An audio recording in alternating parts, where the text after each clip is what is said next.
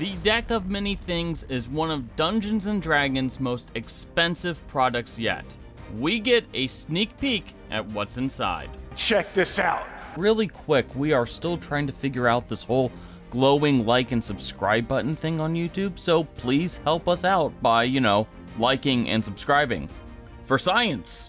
Next month, Wizards of the Coast will release a new Deck of Many Things that not only comes with a physical version of the Deck of Many Things, which is the first time since I think 4E that the deck has gotten a physical rendition, but also a reference book and a rule book. Now, this new quote-unquote innovation product is one of D&D's priciest products in a long time. At $99.99, this is as expensive as the Curse of Strahd revamped that came with the Tarokka deck and some postcards, along with a revised version of the Curse of Strahd.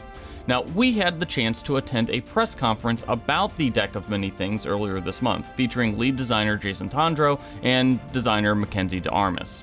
The press conference explained exactly what was inside the book and left us a little bit apprehensive about whether this product will land successfully. First, let's talk about what's actually in the product. It contains a physical version of the expanded Deck of Many Things, which now has 66 cards instead of 22 cards, an 80-page reference book, and a new 192-page rulebook called the Book of Many Things that contains rules on the 44 new cards, lore about the deck, and various other toolsets for DMs on how to incorporate the deck into a campaign. Now, like the Planescape box set before it, the player-facing rules here are rather light. There's only 2 new backgrounds, 1 new feat, and 3 mystical spells included in the Book of Many Things. However, the set seems to be aimed primarily for DM use. The product even includes a way to use the physical version of the Deck of Many Things to plan out an adventure in real time via a system that's akin to like a tarot reading. According to Tondreau, this product is supposed to be a toy box book that can be pulled off the shelf and used to quickly populate a campaign with various magic items, adventure hooks, monsters, and other card-related ephemera. Now, the Deck of Many Things itself also seemingly gets redefined for the new edition, much in the same way that Planescape got redefined in the latest box set. The Deck of Many Things, you may remember, is one of Dungeons & Dragons' oldest artifacts. It first appeared in the 1975 Greyhawk supplement that also introduced the Paladin and Beholders to Dungeons & Dragons. The Deck of Many Things has always been something of a gotcha item, with players randomly receiving a powerful magical effect based on what card they drew. Drawing the Moon card gave players access to the powerful Wish spell, while drawing the Skull card summoned an Avatar of Death who challenged them to a duel where anyone slain in this duel could not be resurrected. The Deck of Many Things was intended to be a powerful but dangerous artifact with a level of spite built into the deck by the same designers who conceived of the Tomb of Horrors. It's powerful, but it's also a reminder that power isn't really a good thing.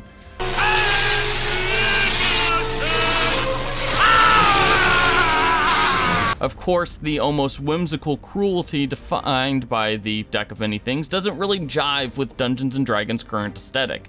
The game still supports meat grinder dungeon crawls and near impossible battles, but the rules and the ethos surrounding the game have become a bit, softer in its approach. And that's not meant to be a criticism, it's just a reality of the evolution of this game.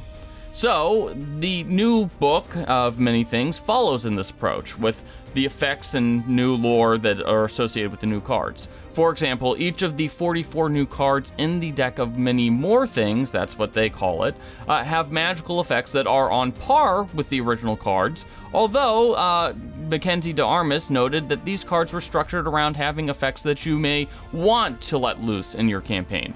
One example DeArmas gave is the Dragon card, which when pulled provides the party with a dragon egg that immediately hatches into a dragon wormling that views the player characters as its parents.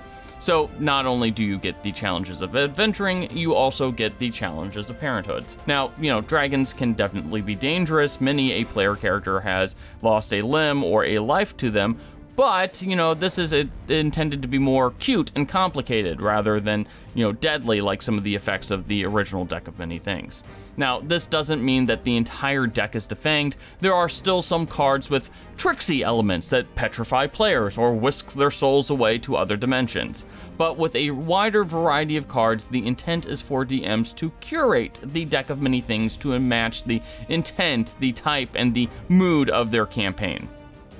Also, the Deck of Many Things now has a definitive origin story. The deck was created by Istis, the god of fate from the Greyhawk pantheon. That's a nice little touch.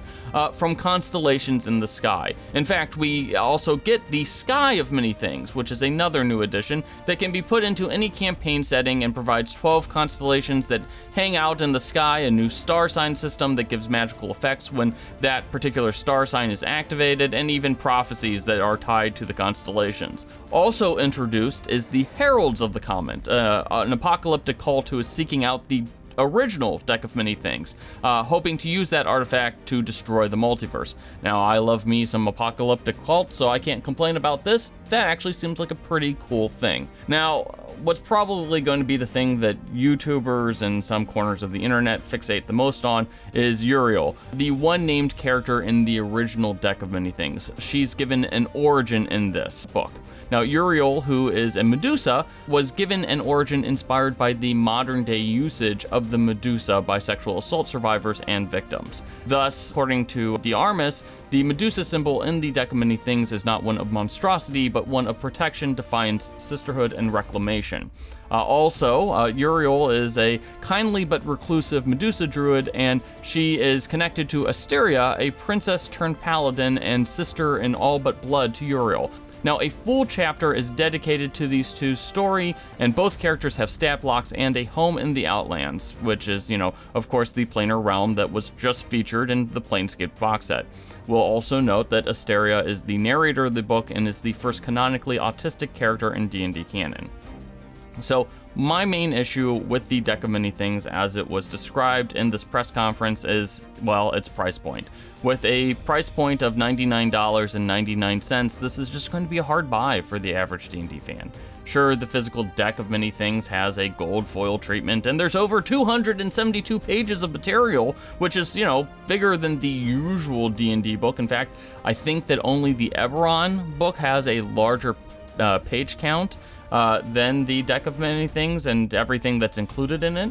But this appears to be a premium item meant mainly for D&D superfans and DMs, as opposed to a book that can be enjoyed by the average player. Just to be blunt, other than maybe the D&D lore and, the handful of character building options, there's not really much there for players. It's all about the DM. And to be blunt, it also, does a lot of things that other tabletop RPGs do with tarot cards. So I don't really think the aspect of getting to build an adventure with your Deck of Many Things really appeals to anyone but fans of D&D lore. That's cool, but it's not exactly innovative. We've seen, I can think of like a half dozen tabletop RPGs that do basically the same exact thing, but with tarot cards that a lot more people already have. Now, I will note that the D&D Beyond version of the Book of Many Things has a much more reasonable price point. It's only $30, so that might be the way for folks who don't want a physical deck, even a physical deck with gold foil treatment, to enjoy what looks like a full toolbox for DMs.